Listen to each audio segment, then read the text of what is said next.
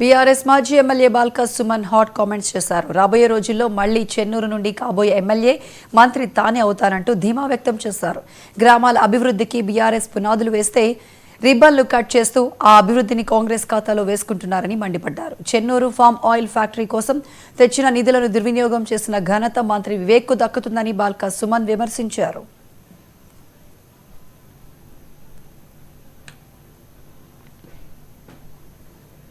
ఈ ప్రభుత్వం చేస్తున్నటువంటి దుర్మార్గాలు, అక్రమాలు అవన్నీ కూడా ప్రవీణంగా మాట్లాడతారు. నేను 2-3 విషయాలే ముఖ్యంగా మనం ఆనాడు శాసనసభ్యుడిగా ఈ ప్రాంతంలో ఉన్ననాడు చాలా రకాల నిధులు తీసుకొచ్చి ఈ ప్రాంతాన్ని బాగా అభివృద్ధి చేసినాం.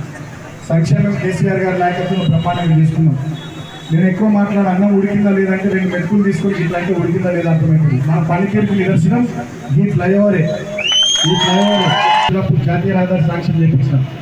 దాని అనంతరం మనం ఎమ్మెల్యే అయిన తర్వాత ఇక్కడ నుంచి జాతీయ రహదారి నిర్మాణం చేసే సమయంలో ఈ ప్రాంతంలో ఇది సర్ఫేస్ రోడ్ లెక్క ఉంటుండే. చాలా స్ట్రక్చర్లు అటు ఇటు కొట్టేసే పరిస్థితి ఉంటే ఆనాడు ఈ ప్రాంతంలో ఉన్న మన వాళ్ళందరూ వచ్చి రిక్వెస్ట్ చేస్తే మనం హైదరాబాద్కు 2-3 సార్లు పోయి అధికారులను రిక్వెస్ట్ చేసి అలైన్మెంట్ మార్చాలని ప్రయత్నం చేసి దాంట్లో భాగంగా అలైన్మెంట్ మార్పించాం. అప్పుడు ఫ్లైఓవర్ వేయాలని వాళ్ళు అనుకున్నప్పుడు ఆ ఫ్లైఓవర్ కూడా క్లోజ్డ్ ఫ్లైఓవర్ ఉంది.